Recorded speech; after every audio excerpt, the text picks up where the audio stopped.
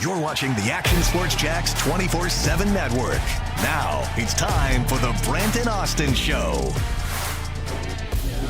A special edition of the Brent and Austin Show starting here at 10 o'clock on the Action Sports Jacks 24/7 network. A little bit of a tribute hour to that man right there, an end of an era here at the University of North Florida as Matthew Driscoll. The big news coming out yesterday, as we told you about 3 o'clock yesterday afternoon, that he has resigned and will be taking an associate head coaching position with Kansas State. Bobby Kennan will be named the interim head coach, and he already has been, so it will be his team in 2025 and 2026 as we take a look at some of the memories and the moments. Obviously, the energy that Matthew Driscoll provided on this campus, the face of the university for the last 16 years, the 2015 trip to the NCAA tournament, one that will be etched in everybody's memories, but so many more big-time moments for Matthew Driscoll in this UNF men's basketball program. There are graduations going on at the UNF Arena, or this would be taking place right there. That is a place that he helped build, and if you've been in the UNF Arena recently, it's obviously a wonderful facility. So here we are on the campus of the University of North Florida, getting ready for Nick Morrow on your left and Matthew Driscoll on the right for a news conference that I don't think will be short if we know Matthew Driscoll very well. So there will be some questions, there will be some stories, and a little bit of a goodbye for Matthew Driscoll, but also a celebration of what he's done on this campus. You're already seeing a lot of folks that have gathered, former players, obviously a lot of coaches on campus, and his staff that's been together for the most part since 2009, the winningest coach here at the University of North Florida ever in their men's basketball program, and also in ASUN men's basketball history too. So pretty significant moment for this program and this school, and obviously for Driscoll as well, has been a part of this community for a long time. So let's get ready to listen in to Matthew Driscoll and Nick Morrow here on the Brent and Austin Show, live on the Action Sports Jacks 24/7 network.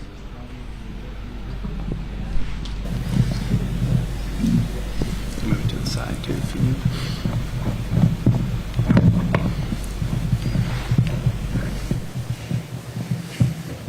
I ain't that tall, bro. Everybody always thought I was the soccer coach when we came to schools recruiting, or wrestling. I'm there for wrestling. Good morning, everyone. It is my pleasure to welcome all of you to today's North Florida Athletics Press Conference, where you will hear from Director of Athletics Nick Morrow and Coach Matthew Driscoll. Coach Driscoll will start with an opening statement, followed by questions from the media, which you will raise your hand and indicate your outlet. And then Director of Athletics Nick Moore will follow in the same format. Hired on April 7, 2009, Driscoll is the winningest head coach in program in Atlantic Sun Conference history.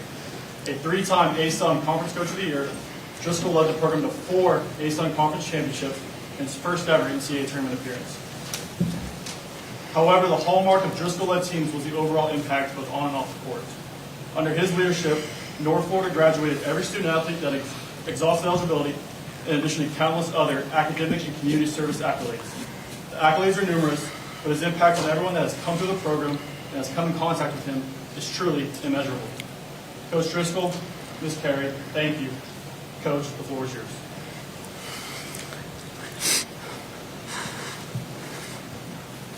Thank you, Nate.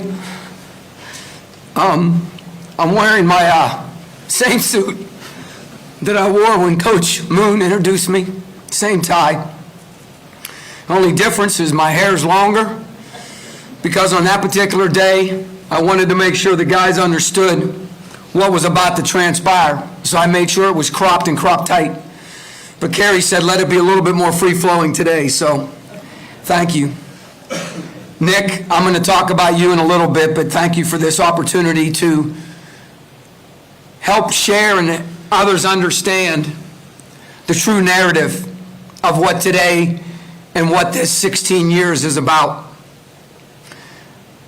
But a side note, a little PSA, how about our softball team last week getting to the championship, playing 2 games, beating Virginia?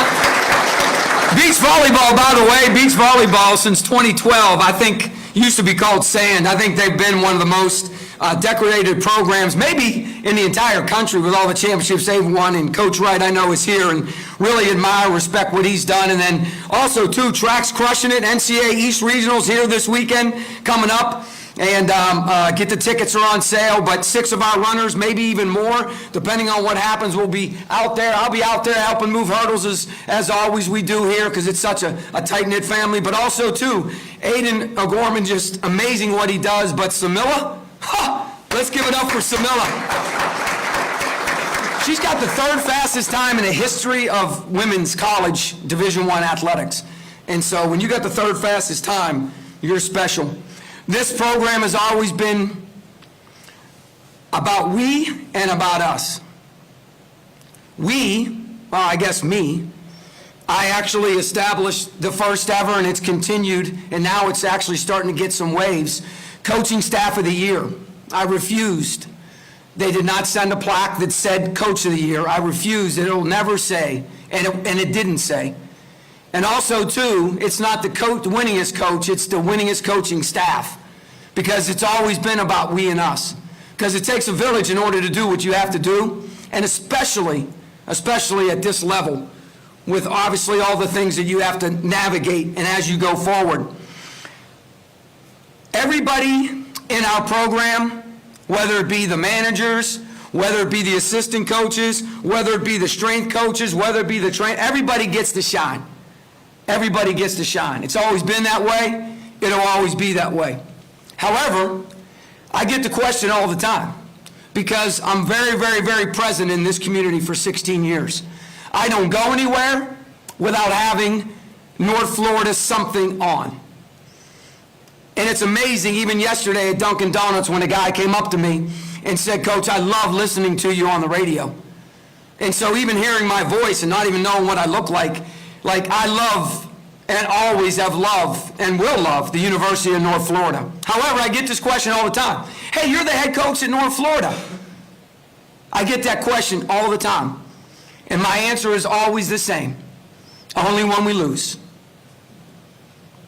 And I say that to lead into this job and this seat, besides President Lamayam's, is the hottest, most important seat on the campus. Whoever sits in this seat has got an incredible opportunity and also expectation to help take this university to a place or places that we've been before and we need to continue to go to. And for 16 years, I've understood that wholeheartedly. Last night, while I was waiting for Carrie to come back from Italy, I was listening to 92.5, and I probably shouldn't have been, because I usually listen to K-Love as I've gotten older, because Jesus Christ is my Lord and Savior, and it's always great to pour in the love of Jesus and feel good about what's going on. But the producer of the show was talking with Rick Ballou, and the producer of the show is a UNF grad. And I'm not sure his name, but he was saying some very, very hurtful, to me personally, things. And he didn't mean to be that way, and he wasn't not telling the truth. But it just resonated deeper in my soul that when you're the head coach at the University of North Florida and you do what you do and you did what we did, the standards and the expectations are through the roof. So nothing's ever good enough, as Mr. Haight always says, right? Good enough isn't good enough unless you're going to the NCAA tournament. And when he said that and Carrie got in the car, if you know me very well, first thing I said to Carrie is, I need to call this guy. Not to get on the show, I need to call this guy and help him, because he's a grad. I called 3 times, Father, Son, Holy Spirit, 3 times. He didn't answer. Carrie said, that's it. You don't call him again. Carrie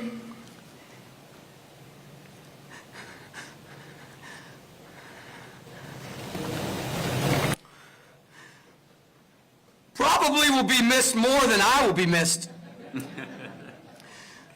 I don't know if you guys know this, but for 16 years, she makes the desserts for every home game. She loves our student athletes as much as I do. And she pours in And anybody that's a wife of a coach knows sitting in them stands isn't fun. Because everybody can coach. And she's been my rock. She's been my everything. She's always been with me. And I'm grateful that Carrie, 30 years ago, came into my life. President Delaney obviously went out on a limb. I wasn't the first choice, but it don't matter. The only thing that matters is who wins. And so I'm really, really grateful that he did that and he chose me to come here sight unseen, never step foot on campus. But I didn't need to, because God had put it in my heart. You need to go. This is where I'm calling you to go. Could have stayed at Baylor. We just wanted to, could have stayed there and went to the Elite Eight the next year, and who knows what would have happened. But that's not what God wanted, and I'll explain that in a minute.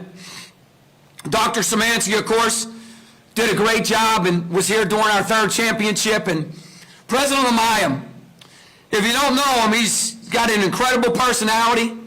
He's got a side to him that makes you feel welcomed every time you're around him. But he has something that people don't realize. Because anybody that's a visionary, because if you don't have a vision, the people are going to perish, right? What it says in Proverbs, right?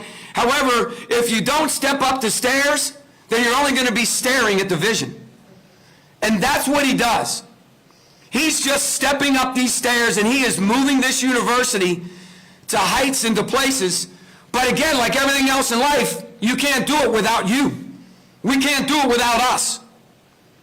And we've got to continue to support that as we move forward. Coach Moon, I'm going to tell you guys a little life lesson. Don't burn a bridge. I'm a big believer in dots on a map. You put dots on a map your whole life, and you connect the dots. You don't know when. It might not be immediately, but those dots are very important to your life. In 1997-98, I was an assistant at the University of Wyoming. When I was an assistant at the University of Wyoming, we got the Clemson job in 98. Coach Moon called me into his office and said, Coach, I want you to stay. I'm going to pay you this amount of money. I'm going to make Carrie the most highest paid cheerleading coach in America. How about that one? And then I'm going to make sure you get taken care of. And when this next guy coming in leaves, you're going to become the head coach at the University of Wyoming. After a lot of, friction, if you know Coach Moon, as I continued to say no, no, no, no, no, he became more and more and more animated. Jesus wasn't in his heart at the moment. Of course, Jesus unsettled the temple too. He wasn't real happy wanting the temple. But you never burn a bridge, and we agreed to disagree. And then, of course, 11 years later, he's the athletic director that brings me to the University of North Florida. So I'll always be grateful and indebted to Coach Moon and what he means in my life, especially from a Christian standpoint in the way in which we've allowed that to continue to grow in our walk. This dude right here, I'm going to tell you something in a minute, so I'm going to talk more about this dude. And we've known each other now for 15 years. And sort of like our staff taking over, Coach Moon's staff taking over, that's how you leave a legacy. That's called significance. When you walk away and you know that it's not only it's in a great place, but it's going to grow, and it's going to even be better than when it began. That's called significance. And that's what he's part of, and I'm going to explain to you in a minute. Like administrators, Irvin and Donna, Nancy have got, I don't want to screw up the rest of this thing. I want to move through it. So no more names. Forget I said that. Forget you people.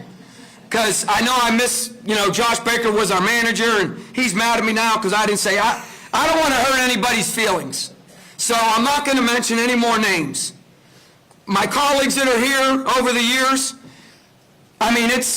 it's incredible to see and to know what you've meant to me and the respect that I have for you and the championships that we've won together, the losses that we've suffered through together. Media, man, guys have treated me so well. I'm not going to say your name, but you coached one day, and somebody put out a video yesterday, had me doing push-ups. In the video, yeah, they say video don't lie. That one did, because I didn't swear, but I had to do push-ups because I missed a layup, but he didn't put that in there. But I am going to mention one person, because it's actually an accomplishment for me. Because technically, I beat Gene before Gene could run me out of town, so I'm happy that I beat Gene in something. And Gene and I's relationship is really goes to a lot of different levels. One time during Lent, he did push-ups and sit-ups with me. And so I'm going to explain to you how the timeline broke down, and then I'm going to tell you a couple stories, and then we're going to open the floor for questions. For about 3 years now, I've wrestled with walking away. God had been tugging at me and saying some things, and I really vacillated. There's people in this room, only a handful, that know, because they were my wisest counsel and my confidants that I went to for guidance. And as I wrestled, it wasn't time. As much as I thought it was in my heart, it was time. And then I think, okay, God, I know why you brought me here, because I can see it, but why do you want me to stay here now? Like, come on, man. Why? Coach Kennon's going to get married. Ashley, amazing, wonderful woman. Be there for that. And then he's going to lose his father-in-law to one of the worst diseases in America, in the world, ALS. And, like, maybe Coach Perkins is going to fight and beat cancer. Like, stay there for that. Be there for that.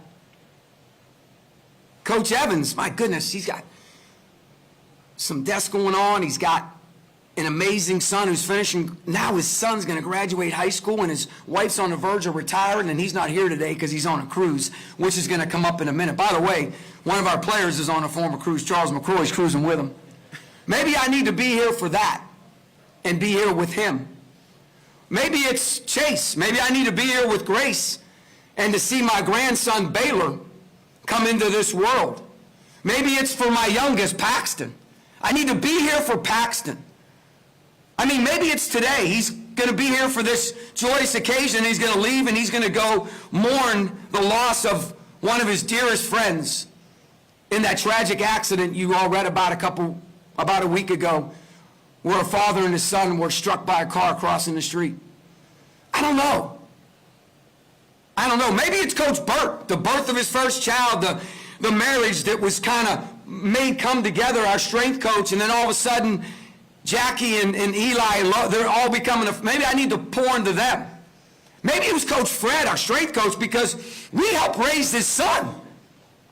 We helped raise this son to be a grown man now. But also, too, he just lost his father-in-law and his father. Maybe that's why you wanted me here.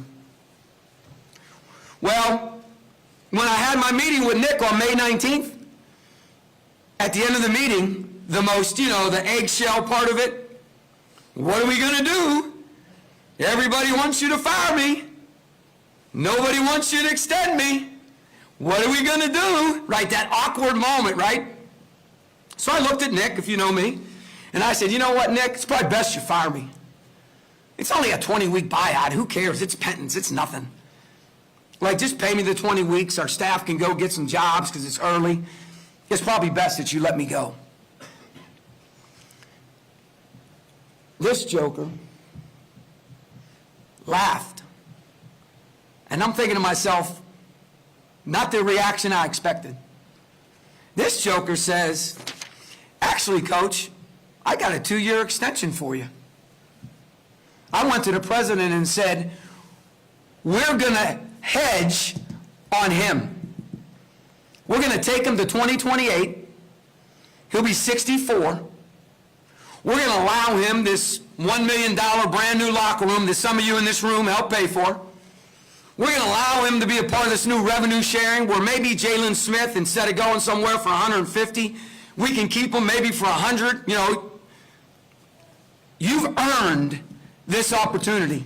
And I'm not going to be the AD, that gets rid of you for someone else and give them everything and you don't get anything. I'm not going to be that dude. That in a nutshell tells you who he is. He was perfect for the beginning of Division I. He is perfect for where this university and this athletic department is going. I'm telling you, I'm old, I've been in this, I've got more ADs that sent me texts from over the years than you can imagine. This dude is the real deal, and I'm telling you right now, this place is going to go this way, onward and upward, to the true north. So I leave. I'm not sure. I don't feel right. I go home, I tell Carrie, she's awesome, but I just don't feel right. Friday, yeah, Baylor, I didn't feel right. Friday, I get the contract on my desk. The 21st, I don't sign it. Following Friday, the 28th, I sign it. Why'd you sign it, Coach? I signed it because I didn't want to hurt Nick's feelings. But I didn't want to sign it. But I didn't want to hurt Nick's feelings. This guy went and fought for me. Some of you in this room were telling him to fire me. Not personally, just because you want to win more. I get it. But I signed it, I gave it to him. The following Thursday, and I can't explain it all to you because it's a lot. God said, because of intentional prayer from Coach Tang, for what Coach Tang was praying for within Coach Tang's program, and for who I am when we were together for the 6 years, that in his words, carried on for his whole 22-year career, or 19-year career at Baylor. Never left, Drisk. You never left. You were always here. I've been praying for that guy. And I said, if you know me, well, listen, I got, like, this dude's really good, this dude's really good, this dude's really good. He said, you ain't listening. I want you. And God called me. And now, everything started happening.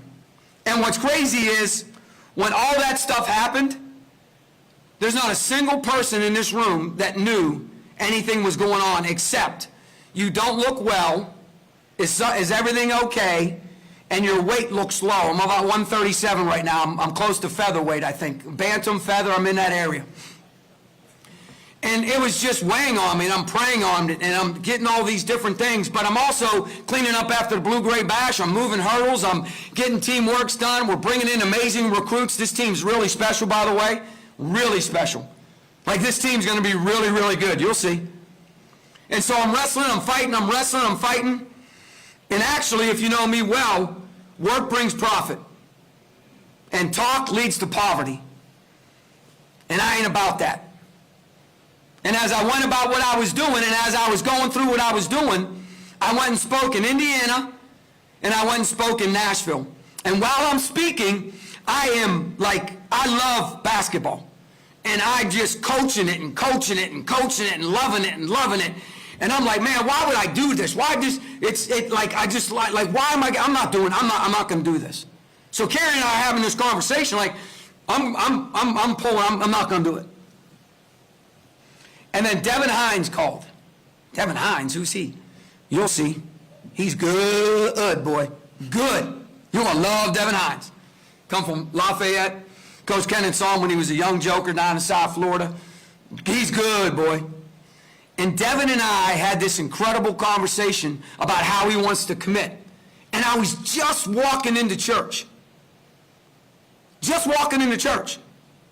And I'm positive when I yelled, let's go, when he committed, the church was like, whoa, my gosh. Either someone's getting saved or we got to call the police, right?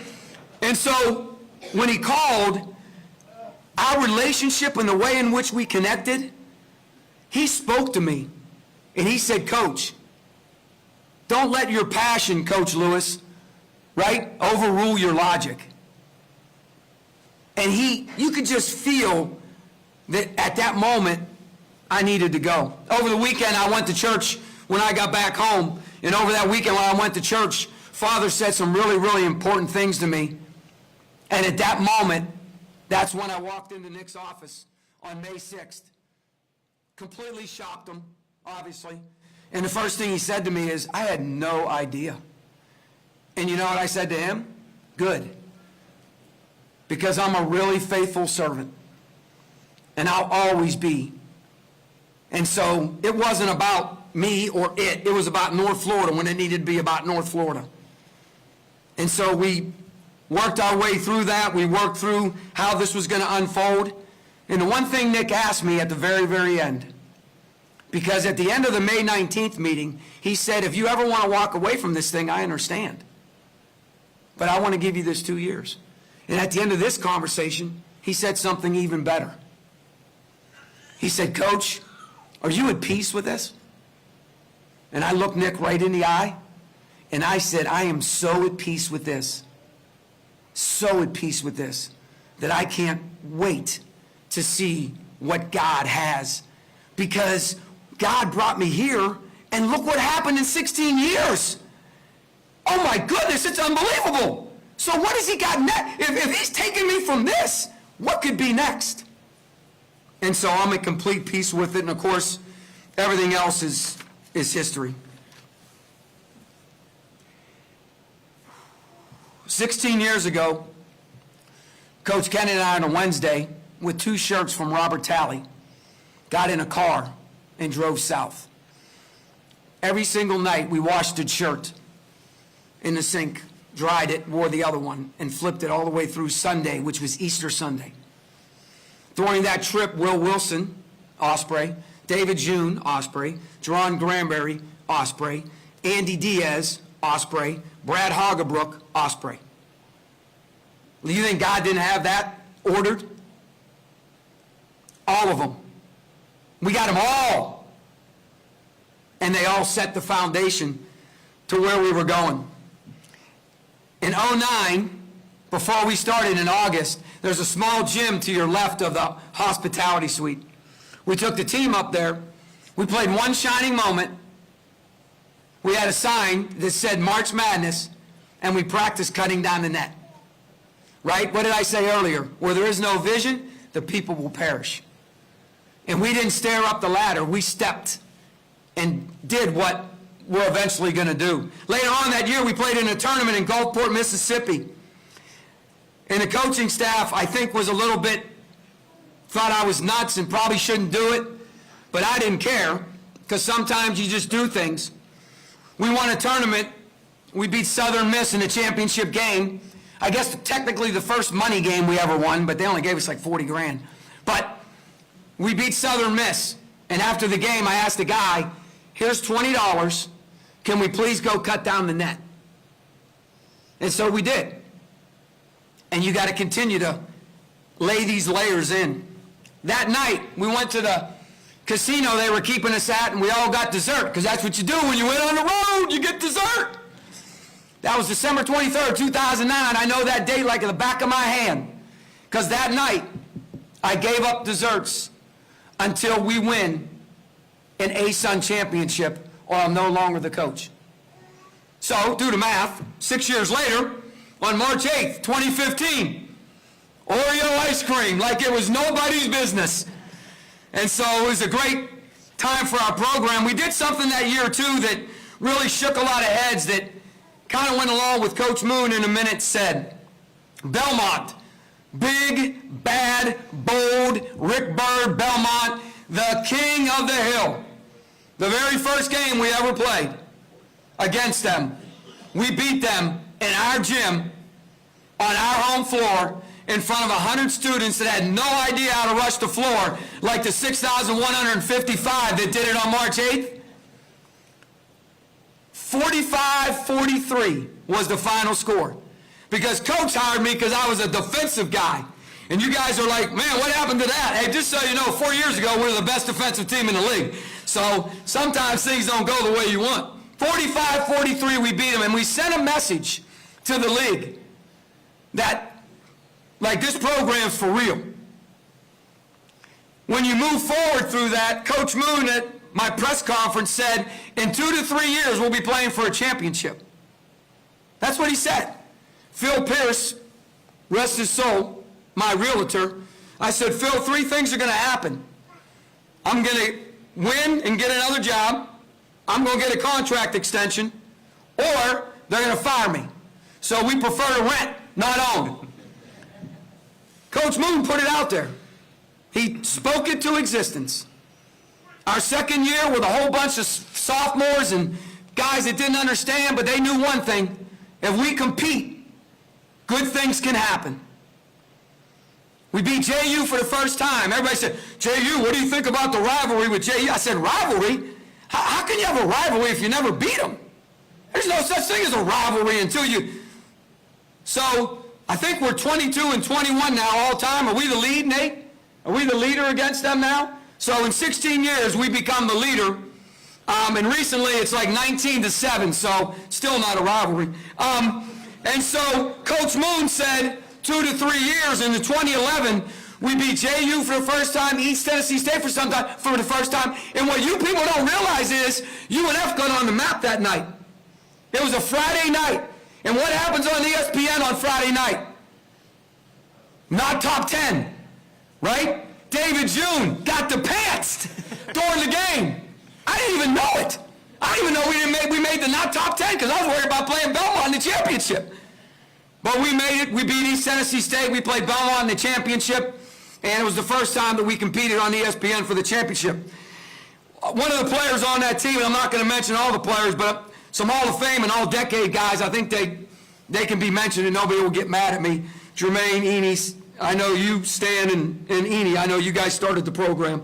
Jermaine cut his hair before we got here because he heard that the coach doesn't like either long hair or something. And so Jermaine came in, cut, and then he looked at me and he said, I said, Jermaine, just so you know, I'd have been fine if you'd have pulled it back in a bun. And he looked at me like, oh my goodness, I can't believe it. So Parker Smith, right? Life's about dots on a map, I told you, with Coach Moon. And you never know, because if you don't embrace where your feet are planted with a genuine purpose, treating others the way you want to be treated, but most importantly, as my daddy said, no matter how they're treating you, you just don't know how that comes full circle. 1995, I was working Clemson's camp, and a JV basketball coach was working. And what do JV basketball coaches become? Varsity basketball coaches. 2009, 10, 9, we get the job. I get a phone call from that guy, who the ACC coach, right? All these coaches walk around strutting their stuff instead of being good human beings. Just treat people right. Well, he gave us Parker Smith, first Hall of Famer ever. 46 points everybody talks about, you know, obviously greatest scoring in a single game. Everybody talks about it. He was 1 for 11 on Saturday. Met with a psychologist and went 11 for 17. Guess what happened that was Monday. Guess what happened Tuesday? The whole team had a list of lineups for the psychologist. Can we get in? Can we get in? I said, bro, y'all can't shoot like this joker. 2012, you know, recruiting, I think sometimes when I became, and I'm proud of this, in 2008, I was named the 9th best assistant coach in the country. And I'm proud of that. And I'll tell you why. Number one, was voted on by my peers, so it wasn't like it was, this media people. And number two, more importantly, they called me and said, Drisk, Tweety Court, a McDonald's All-American, you recruited him, right? Darius Dunn, who ends up being the all-time leading scorer in Big 12 history, you recruited him, right? Bro, listen, that ain't how we do things. Like, we don't pound our chest. He's my guy, I spent all this time. We always have, somebody's got to be the lead guy, right? But guess what? Darius Dunn, when he came on his visit, he fell in love with Paul Mills, director of basketball operations. He wasn't even on the road. Who's the head coach of Wichita State now, right? Recruiting's about family. Recruiting's about togetherness. Recruiting's about your heart, right? We talk all the time, right? Thong, 2-piece, 1-piece, right? We talk about that all the time with recruits. It don't matter, right? Triplets. It don't matter. It's what's in your heart that matters. And so they wrote that. They said recruits, staff. And I'm proud of that because it's really, really important. And when you recruit, there's so many different things that go on, you don't know what triggers what. We were going to recruit Bo Beach. Bo Beach is the single person whom, with Bebe Daniels, those two, not singling out anybody else, but those two, Bo specifically said, Coach, when he committed, I'm coming to the University of North Florida, and we're going to win an A-Sun championship, and we're going to the NCAA tournament. That's what we're going to do. Well, we almost couldn't do it because Donna was worried about a violation, and Nancy, they were worried about a violation that they had heard about. Coach Kennan wrote 275 handwritten notes to Bo, and he put them in a shoebox. And as we were walking in to see Bo, our school was walking out. And they turned us in and said we were cheating. We were giving them free shoes. And Coach Kennan was just recruiting and helping us secure Bo Beach, one of the 9 players and 2 more to go, Dorian James and Jose Placier, that have officiated their weddings. So it's really, really a cool thing. Bebe Daniels, all decade, Bo all decade. Bebe, I can't go on to him very long. How we got him is dots on a map. If it wasn't for Larry Shyatt, he wouldn't be here. If it wasn't for Jeremy Shyatt, his son on our staff, Bebe wouldn't be here. When Bebe visited, he came in a Crown Vic, Coach Moon. He came in a Crown Vic, Coach Moon. Does it ring a bell? Coach Moon had a nice person give Coach Moon a Crown Vic for us to use for recruiting. We called it Big Blue. You drove that thing, it floated like it was nobody's business. But Bebe visited, his school car was a Crown Vic. So when I went to go see Bebe play football, by the way, one of the best 2-point conversion guys in the world, by the way, I took the Crown Vic, because that's recruiting. I took Chase one game, and I took Paxton one game. And I showed Bebe after every game, look, we're just like you. We got the Crown Vic. But you don't know what God really has in store, because Bebe's mother is unbelievable. And Bebe's mother is one of 3 people I know right now who went through stem cell at the Mayo and is a survivor and is doing unbelievable. And we prayed for her like it was nobody's business, and I sent her the 1-0 sign every single day, just go 1-0. And I love your mother because she always held you accountable. And I knew it was going to be easy to coach you because of that. You know, Dallas Moore, the greatest scorer in Division I history in the state of Florida, Billy Donovan tried to screw that whole thing up. And Billy just couldn't keep his mouth closed. And we knew what we had. We had went and saw him, and he was young, and Billy just kept on telling all his boys, you got to recruit him, you got to recruit him. And I kept saying, Coach, would you please be quiet? Would you please be quiet? Well, he didn't. Kept on running his mouth. So Dallas goes to Vegas, and I said to Dallas, listen, the only person I'm coming to Vegas is to see you, and I can't just go see you because we don't get you. We got to get these other guys. So if I come to Vegas, are you coming? He said, Coach, if you come to Vegas, it's going to mean the world to me. And I said, okay, I'm coming to Vegas. When I went to Vegas, Billy Donovan had 2 McDonald's All-Americans on that team. Hill and Walker. Guess who else was on that team? Joel Embiid. Dallas had a heck of a team. Well, guess what? Who was there? Billy Donovan. He sat there, I sat there. I wasn't going to sit anywhere near that joker. He wasn't screwing this up. So Dallas, a man of his word, commits. Like Coach Evans, I decided to take the family on a 4-day cruise right out of town.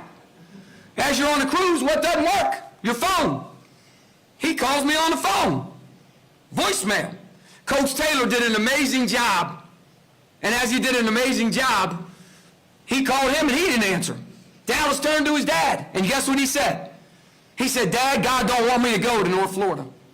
And he said, that's a strong statement, son. Why do you say that? Because they're not answering my call. How many times did you call? What did I tell you guys earlier? How many calls did we get? 3. He called Coach Kennan. Praise God, he answered the phone. Next thing you know, I get off the boat. I had more text messages than I had when I just resigned yesterday. I'm scrolling, I'm like, Dallas Moore committed. And the thing about Dallas is, it started this thing we do. And this is crazy, but I went to a Christian men's retreat, and we talked about it, and then it came to fruition because our staff kept hearing it on the road in different years. It's called the Family Series. History, highlight, heartache, hero, hope. History, highlight, heartache, hero, hope. And man, you talk about an incredible, incredible deal. And I'm not going to share it all with you, but Dallas's biggest fan, greatest supporter, died the end of our first championship when we went to the NCAA tournament. He died between the Stetson and Lipscomb game. Actually, he died before that. We didn't tell him for the right reasons. And so the family series has been a huge, huge part. 2015, what a year. Everybody wants to talk about beating Purdue, the first Power 5 you ever beat.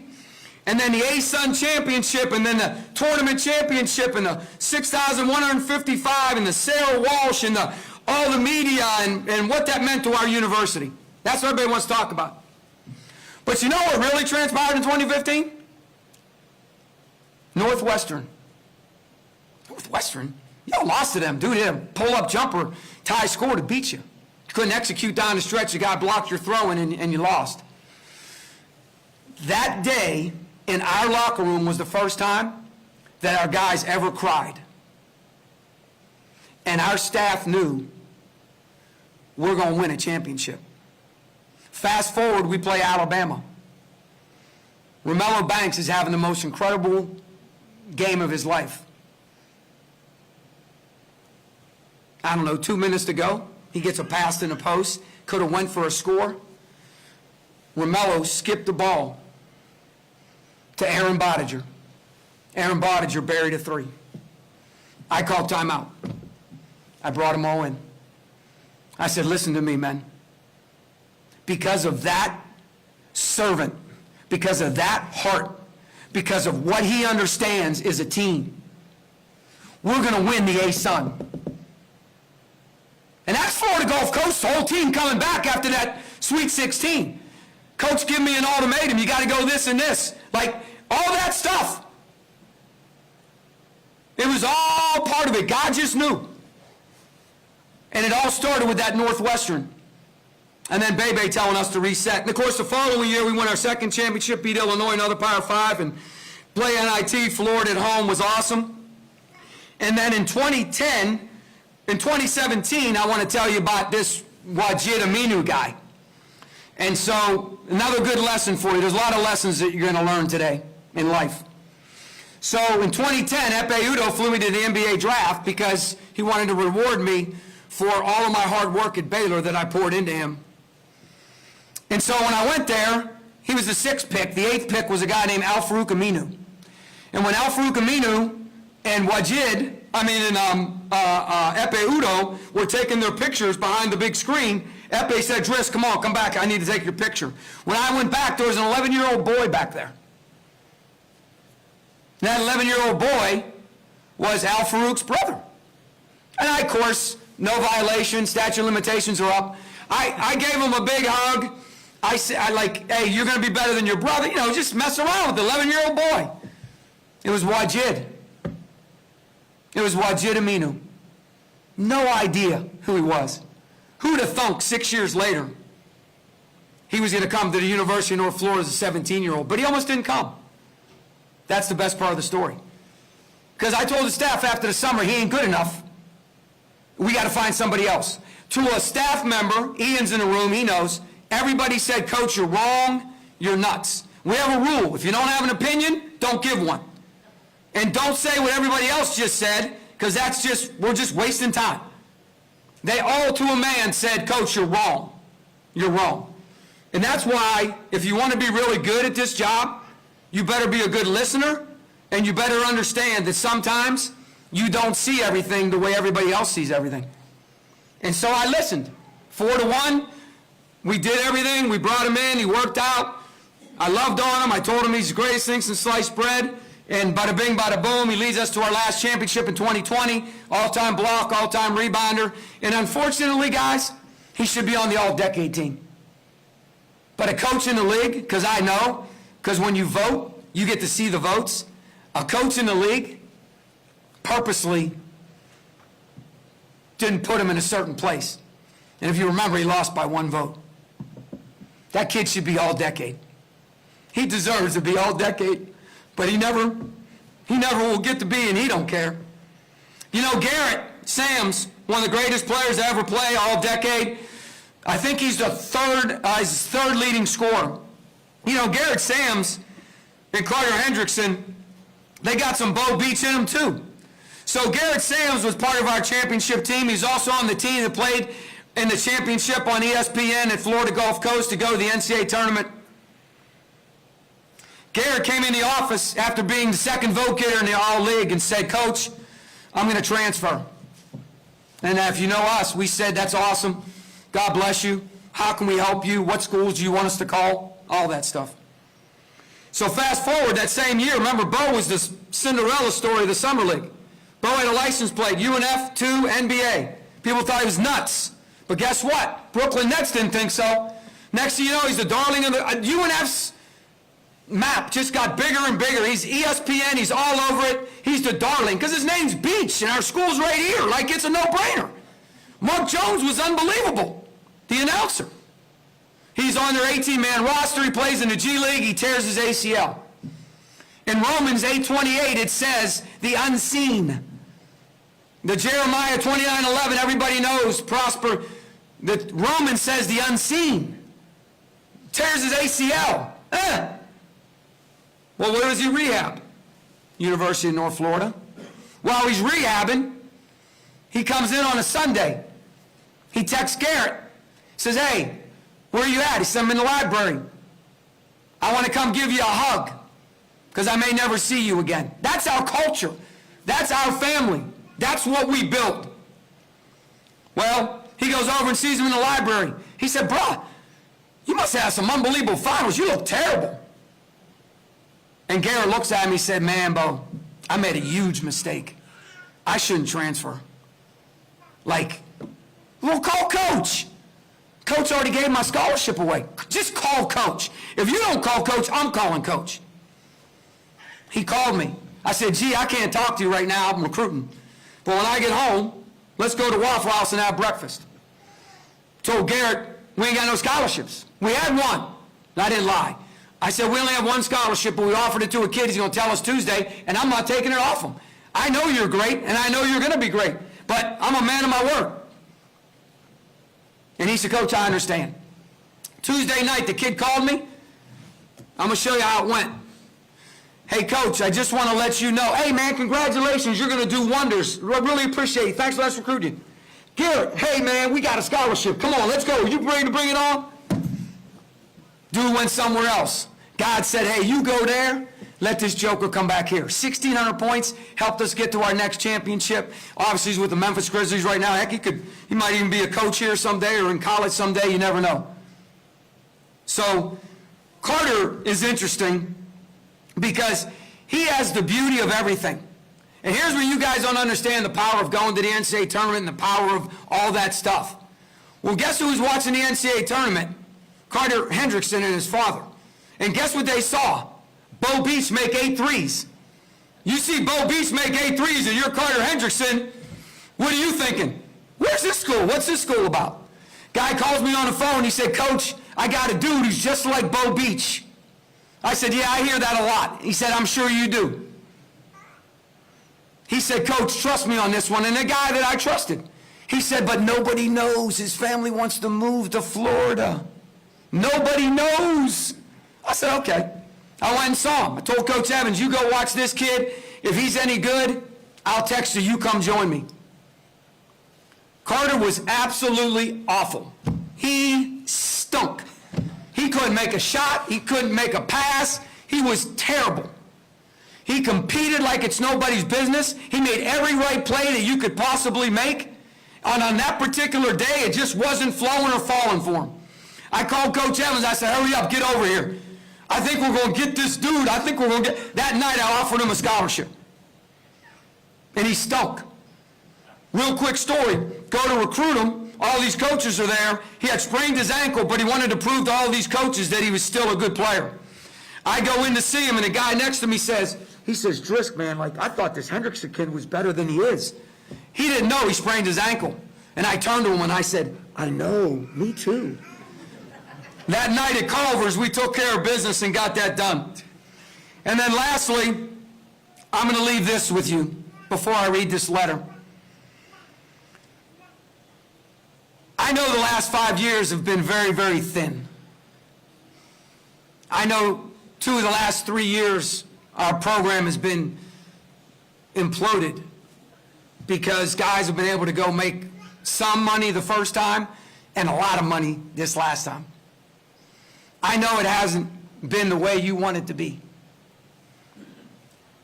But I know one thing. We didn't stop. We didn't stop pouring into them. We didn't stop loving on them. And Chaz Lanier is the greatest example of that. 17 points as a freshman. Could have very easily left us. Jose and Jarius are coming back. But he decided to bet on himself because he trusted us. Unfortunately, he didn't believe in himself. But he trusted us.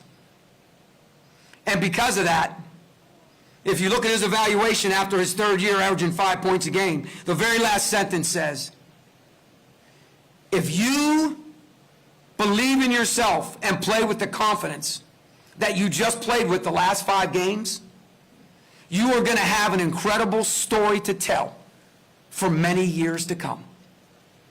I just left Chaz. He's going to probably be a late first, early second. And I'm going to tell you why he's special. Because when the organization put on the demonstration of their talent, when do you want your most talented player to go? Last. Why? So everybody can see him. Well, Coach, how do you know that? Because another agency came in after. And all those GMs and all those head coaches and all those scouts, when Chaz got done, guess what they did? They got up and left. And they didn't care about whoever else was coming out on the floor. They were all there to see Chaz Lanier. Graduate of the University of North Florida, proud product of the University of North Florida men's basketball, and Tennessee is going to own him. I understand it. Jerry West Award, I understand it. But he's going to be our first ever draft pick. And we're going to praise him for him betting on himself, but believing in us.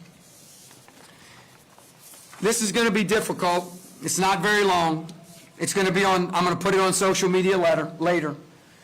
But this, in a nutshell, is going to culminate.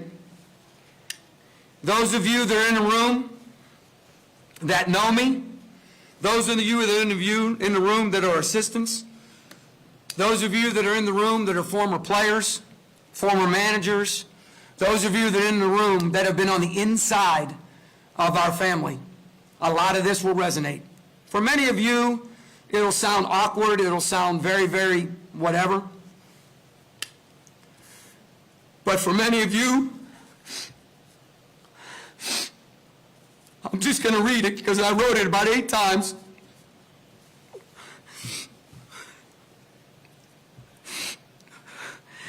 As I sit with all the memories, moments, and the mission that we shared, my heart overflows with gratitude.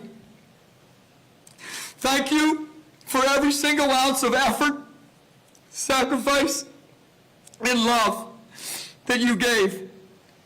What we built together goes far beyond the game of basketball. It was about how we chose to serve, lead, and love with humility and heart that words can barely begin to capture. It was about who we became. Team together. From day one, we chased the next right thing. Not always the easiest path, because if it was easy, everyone would do it. But always the one that was anchored in truth, love, and discipline. Our values weren't words, they were lived out daily, going 1-0.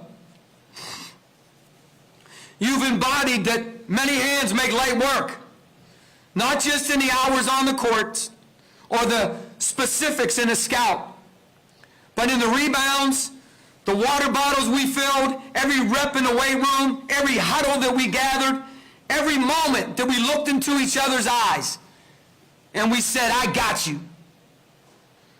That's what family does. And that's what we are. Knowing that we are part of something far bigger than ourselves. We learn to love together, suffer together through comfort and challenges, navigating the ebbs and flows, and learning to get comfortable being uncomfortable. We held our standards and our expectations really high, academically, socially, and athletically, especially when things got hard. Because we don't see things as we are, it's because we don't see things as they are, we see things as we are.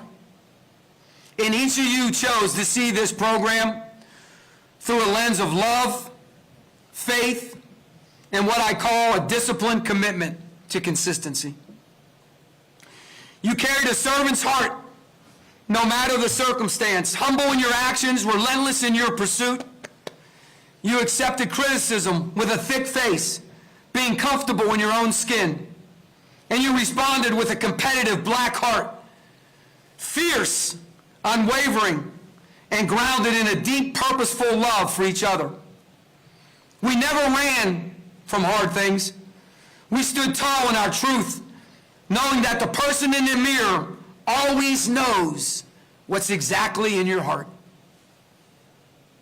Personally, this journey was one of the greatest honors of my life. It was worth every second. It allowed me the privilege to pour into each and every one of you. And in doing so, you gave me something I'll never be able to repay. Your unconditional love. It's one of the greatest gifts I've ever received. We live life is 10% what happens and 90% how you react. And because of that attitude, it inspired actions, producing results. We were intentional in everything, in the purpose behind even the littlest details, knowing that they make the biggest difference. You changed my life.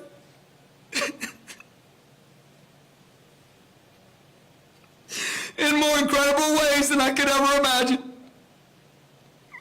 You made me a better man, a better husband, a better coach, but most importantly, a better human being. My prayer for you have been intentional, and they'll never end. Yesterday is history. Tomorrow's a mystery. Today is the greatest day you have. Be the difference. I love you. Always and forever. Stay blessed.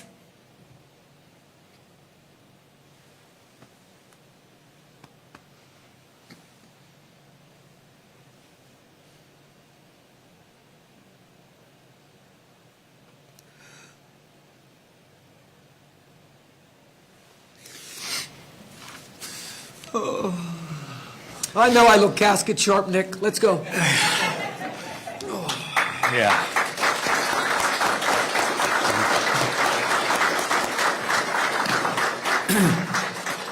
I'll tell you what, I knew you'd go for a little while,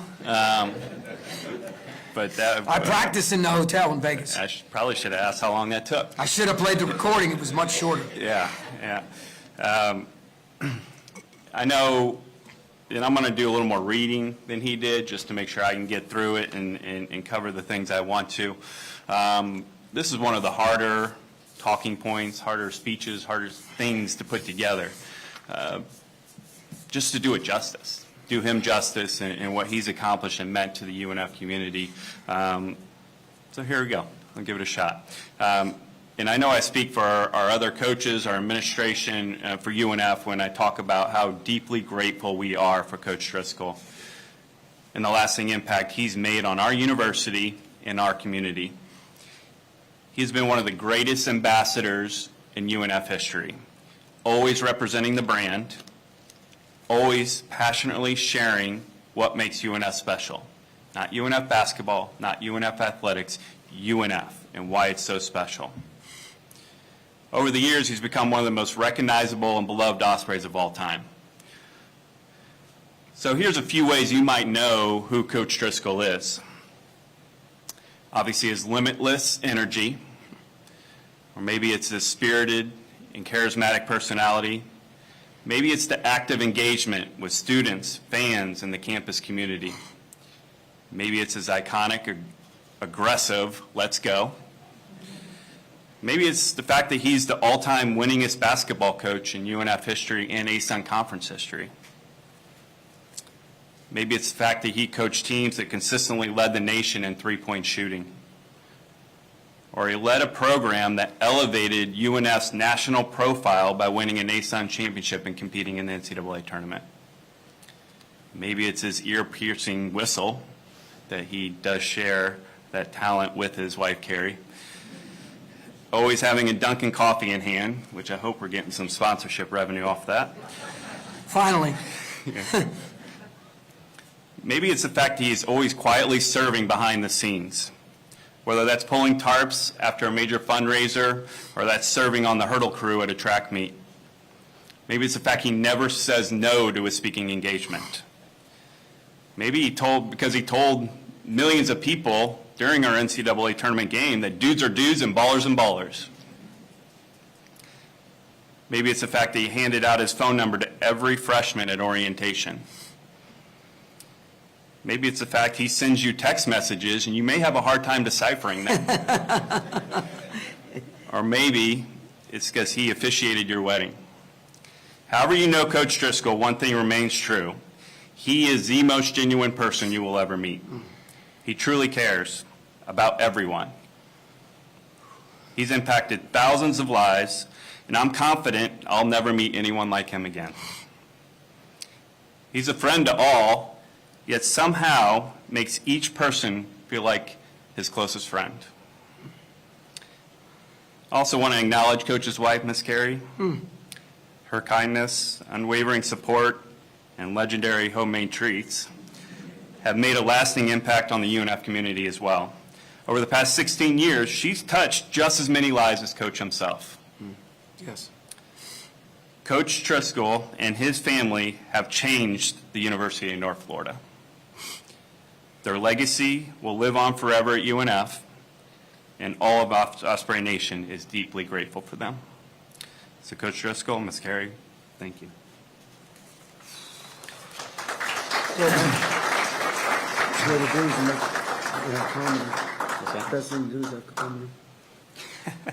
Thanks, Coach. Still giving life advice. I appreciate it. While we are here to celebrate Coach Driscoll, I'm also excited about the future of UNF basketball. Coach Bobby Kennan will serve as the interim head coach for the 25.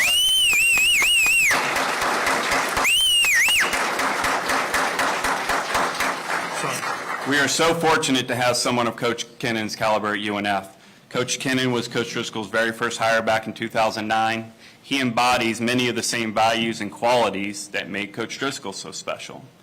The program's success has been a shared effort, a testament to Coach Kennan and the dedicated longtime staff who have worked tirelessly alongside him. Coach Kennan, he's earned this opportunity and we have full confidence in his leadership.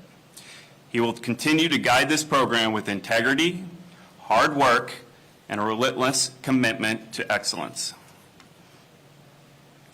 As we move forward, it is critical that the UNF and Jacksonville communities support our basketball program at the highest level.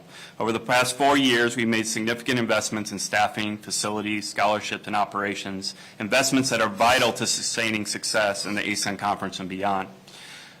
While we're making progress, we still have work to do. To reach the top of our league, compete for elite recruits, and pursue championships every year, we must continue to grow. Let's honor Coach Driscoll's legacy by building on the foundation he helped establish. and by supporting the future of UNF basketball with the same passion and belief he brought every single day. Thank you.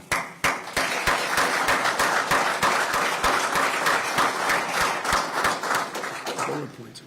That's probably better. Are we open the floor for questions now?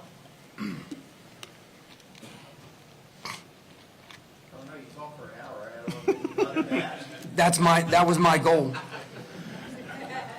My goal was to make sure that it was very clear, it was crystal clear. And I wanted to make sure that, and when you do that and there's a least amount of questions, it's crystal. But I do have one. What did you see in Coach Kennedy when you brought him here? And what qualities have sustained over that 16 years, and what will be his best qualities moving forward? When Coach and I met, we met in a camp situation back when I was at Clemson. And then when I got on the road at Clemson, he was the first person that I called. He was at Jacksonville University. And I said, listen, I'm coming to Florida. I need to recruit some Florida kids. Can you give me whatever? And so he gave me a whole laundry list. He gave me a whole map, mapped out, and said, this is where you need to go. This is who you need to see, yada, yada, yada. Jimmy Hudson was one of them from Eustis. And so I was at ACD over there with Coach Morgan as well, too. And so I did all that Coach did. And then, of course, we just continued with a relationship and a relationship. When you become a head coach, when you get an opportunity and you become fortunate to have that opportunity at 45, and you get your first head coaching job, it's really important to surround yourself with the right people. And you want to make sure that you have the people. You know, I should have wrote a book about it because I've been talking about this since the 90s, but John Gordon gets the energy bus, right? And he's a multimillionaire, right? Get the right dudes on the bus. I just didn't say it that way. But Coach Kennan understood all that. And so when this was coming to fruition, this was coming around, he and Coach Evans were the first two people. And I said, listen, this is what we're going to do. This is how we're going to do it. And I want you to, Coach Evans had just got let go at Lander. And so I want you two to come be a part of this. And Coach Kennan has always had three things that will always stand out about Coach Kennan. Number one, he has incredible integrity. Like he really understands what that looks like and how that operates. Number two, he is really, really special with something that's so critical in life that we must never, ever take it for granted, what I said earlier, which is relationships. When you're around Coach Kennan, you can understand quickly how he builds those relationships, but most importantly, how he continues to foster them. Because we come from the same thread. You don't always want to go see a head coach at a high school when he has a player. You want to see a head coach at a high school anytime you're in his area, whenever you're around there. And because of all those relationships and the way he is with people. So that'd be number two. So integrity, the way he's relational. And then the third thing I think that people don't understand about Coach Kennan is he's got an incredible personality. Like he's got an incredible sense of humor that I really admire, that I really, really respect and like, that I've always liked. He's got a way in which he handles people in moments, and he always came to my office and closed the door and had hard conversations with me. As a matter of fact, 1 month ago, he and I had a hard conversation on the court at the arena. Basically, almost about this. And so that's the thing about Coach. He's got that ability to have those conversations and to be uncomfortable in those moments, knowing that this is what I need to do and this is what needs to happen. So that's the one thing about Coach, what attracted me to him, and knowing that if I wasn't there, he could handle whatever it is that was going on. But if he was on the road, he was doing the things that I would want to do in the way in which I'd want to do them. And so he'll continue to do that here. He's obviously, like all of us, has grown in basketball. He's grown in his network. He's grown in his recruiting, which he's phenomenal. He's grown in all the areas that are critical to be a head coach. And he's ready to be a head coach. He's interviewed for head coaching jobs. Coach Evans interviewed for a couple of Division I head coaching jobs. Coach Perkins been with me since 2006. He was a manager for us at Baylor. He could be a head coach. Like, I don't know if he wants to, but he could. He's an amazing assistant. So, like, the staff is incredible, and the way in which we pour into each other is incredible. And Coach Kennan, he has all the intangibles that you want for someone that's going to sit in this seat. Coach, how much are you looking forward to just being the assistant coach at K-State and getting away from all the other things? And will you be able to do that? So, Coach Tang said to Kerry, what's Coach's holdup? Why is he, whatever? And Kerry said, Coach don't want to fail you. He don't want to fail you. And Coach said, Kerry, listen, I don't need fixed. I need help. And that's what I do. I mean, think about it. I've been part of the two most historical things in college basketball history. Not beating South Carolina and Georgia Tech, which, by the way, is the only team in the college basketball history to ever do that in the same week. We're the only ones to ever do that. Not that history. We took over a murder. We took over a murder together. He was a high school coach. Coach Mills was a high school coach coming in to a Division I Power 5 institution that just took over for a murder with a 31-year-old head coach, and I'm 39, I'm the old dude on the staff. I don't need you to fix me. Man, I can't wait. I can't wait to pour into them young dudes that are there. I can't wait to embrace the staff that they have because I know them all, because I'm old, I've been around, I was a president of all the assistants at one time. Like, I can't wait to get on the floor and pour in, and Jose's going to come work out, and Vaughn's coming to work out, and Dallas is coming to work out, and Bo's coming to work out, and Chaz is coming. They already told me to come to work out. Like, I can't wait to do it because I love hoops. I love basketball because it gives you an avenue. It gives you an opportunity to pour into young people and help them understand that their heart is their heart, and they need to understand what it looks like moving forward. So I can't wait. Is it going to be difficult? Yeah. Have I asked people for advice? Yes. George Blaney started this for the UConn with Jim Calhoun. They won a lot of championships. Well, guess who the next guy was? Larry Scheid won 2 championships at Florida because Billy didn't like defense, right? So, Coach Moon, right? Shake your head, right? So, like, I understand what he wants me to do. And I'm going to go in there just like that. Is it going to be difficult? Of course. Is it going to be a little bit awkward? Of course. But guess what? So's life. 10% what happens and 9% how you react. And so I'm really, really excited to be on that staff, to be in that university, and to be with those young people. Because this is a different landscape. What he's done with this locker room, what he's doing with this revenue sharing, what we're doing as we move forward takes money and it takes all this stuff. But we're in a great place to do some great things. And I'm really, really excited about that. So yeah, I'm ready, like I'm ready. John? Oh, sorry. I apologize. You're fine, Coach. First off, thank you for the generosity and kindness you showed me in our short time together. I really do appreciate it. Thank you. What has been your message to the incoming freshmen with your departure? Sure. We did it yesterday. And if you know me, Garrett Sams called his dad after talking to me when I was moving hurdles a couple weeks ago and said, Dad, something's wrong with Coach. And his dad said, what do you mean, Gary? What do you mean, G? He said, something's wrong with Coach. Like there's something off. There's something he wanted to tell me. Coach never beats around the bush. And so to that point, we got in front of him. We said, understand something. There's a reason you're all here. And it's not just because of your talent. But if you weren't talented, you wouldn't be here. Because we don't put square pegs in a round hole. We ain't hammering anything. We're putting round pegs in round holes, and this is the way in which we're going to do it. And your character and what you stand for is what we want in this program. And that's why we've been the way we've been, and we produce what we produce, and now everybody's taking the talent that we take. Because when they take somebody from our program, they ain't got to worry about anything except is he good enough. That's the only thing they got to worry about. They ain't got to worry about academics, they ain't got to worry about social, they ain't got to worry about people. Because they come from us, they know the kind of person they're getting.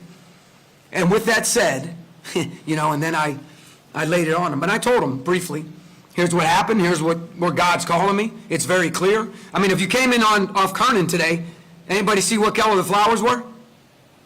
Anybody know the flower color? Coming off Kernan on what color? Purple.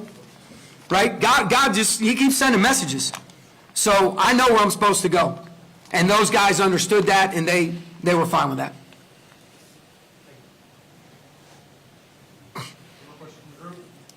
I got a question. Now that you're at Kansas State, do you think we could get a game guarantee? We're looking for one more money game, roughly in the $250,000 range. Funny you say that. One coach texted me and said, hey, you play us this year, don't beat us by 40. And I was kind. I was going to say, well, it helps our net. But as I was, as I was there, I felt awful because I was around those people and they didn't know that I was coming. They didn't know their AD didn't know I was coming until sometime this week. He knew they had hired somebody, but they just didn't know who was coming.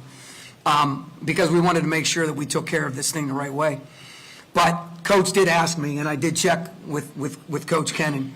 And we, by the way, because everybody wants to know, we do have Florida, right? We do got Tennessee, because Coach Barnes promised he'd play us, right, after he paid Chaz a lot of money. We do have Gonzaga, again, and we do have Miami. And Coach is working on the next one, so, but yeah, 250? Yeah, is that a note of 250 or what? I'm not even sure. What if I told you I wrote that into your contract that you signed? Yeah. Oh, the 2 year, yeah, I did sign that. Yeah. I don't think President I don't know if Meyer signed it. you read the print, I yeah. don't think he signed it. It wasn't in Workday, Donna. It wasn't in Workday, so yeah, I'm not guilty of that one. Hey, Nick, what are the expectations you're going to have for Bobby, for him to have a chance to get this job on a permanent basis? Yeah. Expectations don't change this year. You know, and Bobby talked about that with the team yesterday when we had the team Zoom, and I reiterated it, like, we're coming into this season competing for a NASUN championship. You know, I'm not going to sit here and say, well, he's got to win X number of games or win a championship to get the job. Like, that's not how I evaluate. You can talk to any of the coaches behind you. That's not how I operate. It's a holistic approach. How is the team managing? How are they responding? How are we progressing? And so, you know, right now, focus on supporting him and getting him the staff he needs to succeed this year and making sure we get the resources in place. We're going to be opening up our arena locker room mid-September, so we'll have a celebration around that and really just continue to build on the momentum we've got from a resource standpoint and translate into winning and building up this program that everyone can be proud of. Sometimes though, when you do give numbers, you can speak them into existence. Right. You can speak them into existence. Right, Coach? Do you have a, Hey, I wish you'd have said 12 and 6. I know this is all happening very quickly, but do you have a timetable when you're going to start considering other candidates, or do you think that will happen after the end of next season? Yeah, as you can imagine, when the news went out yesterday, my phone was blowing up in so many different ways, whether it's UNF supporters, agents, search firms, you know, other coaches that want the job. Like, it's been nonstop. Right now, we're focused on supporting Coach Kennan and the staff in place. We're going to support this team. I'm not going to be a distraction by talking to other coaches and agents and search firms while they're sitting there and competing and prepping for a season. You know, and so at some point during the year, Coach Kennan and I are going to meet on a weekly basis and really make sure that he's got what he needs to continue to coach this team and the support, give him the support. And I don't want to be a distraction by sitting there and having conversations all year long. So it's not on my radar to have those right now. You know, once we get towards the end of the season and reevaluate where we're at, then we'll have that discussion. Coach Driscoll, are you taking burgers and buckets to Kansas State? So it's funny you said that. I actually met, their golf team's really good, and I met a young man, and he opened up his heart to me, which is amazing. His mental, he has the yips, so he took a red shirt because he can't make 4-foot putts. And it was just amazing just being there with him. But I shared that with him, that we do that. And it was kind of interesting. He didn't know I was, you know, we just had a conversation, and it was cool. So I guess it's one of those moments where you just have those conversations. So yeah, Burries and Buckets is, you know, Mr. Haight and what he meant, and four-time cancer survivor, maybe 5, but I'm going to go with 4. And just, you know, it'll be our 12th year that we've done it with the golf team, and I think it's made incredible waves throughout the community as well too. So just another thing that our program was able to do. Any more questions from the group? Thank you all.